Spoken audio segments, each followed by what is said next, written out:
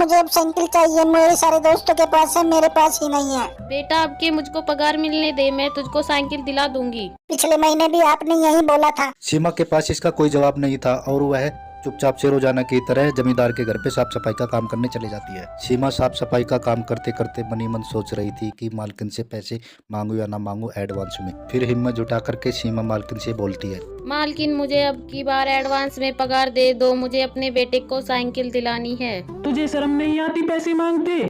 पिछले हफ्ते ही तो मैंने तुझे पैसे दिए थे। मालकिन अपने पैसे मांगने में क्या शर्म, मैं अपनी पगार एडवांस में ही तो मांग रही हूँ। अब की बार मेरी मजबूरी है, मुझे अपने बेटे को साइकिल दिलानी है। मुझे इससे क्या मतलब? पहले तुम छोटे लोगों को काम दो, फिर तुम्हारे शौक पूरे करो। बताओ क्या जमाना आ गया। इसी बात को लेकर सीमा और मालकिन के बीच कहासुनी हो जाती है और मालकिन सीमा को अपने घर पर काम करने से मना कर देती है और बेइज्जत करके घर से बाहर निकाल देती। इस तरह से हताश सी होकर सीमा घर को चली जा रही थी और मनी मन सोच रही थी अब क्या करूंगी। तभी एक बाबा सामने से आता है। बेटा जमाना बहुत खराब है, परेशान मत हो, मुझे बता क्या बात। पति के चले जाने के बाद मैं एक जमींदार के यहाँ झाड़ू पोछे का काम करती। इस तरह से सीमा सारी बात बाबा को बता देती है जो जो उसके साथ हुआ। बेटा तुम अपना कुछ काम क्यों नहीं कर लेती? कब तक दूसरों के यहाँ पर काम करती रहेगी? बाबा मेरे पास तो पैसे ही नहीं, मैं अपना काम कैसे करूं? बेटा तुम किसी से पैसे ले लो और जब तेरा काम चल जाएगा तो उसके चुका देना। अब सीमा के समझ में बाबा की बात आ गई थी और वह खुशी खुशी घर चली जाती है। फिर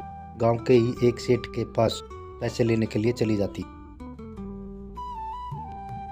सेठ जी मुझे 15,000 रुपए दे दो, मुझे अपना काम करना है। जैसे ही मेरा काम चलेगा मैं आपके सारे पैसे वापस लौटा दूंगी। तुम औरत जात होकर क्या काम करोगी? तुम्हें तो घर का साफ सफाई चूल्हा चौका ही शोभा देता है। सेठ जी मेरी मजबूरी है, मुझे अपना काम ही करना पड़ेगा।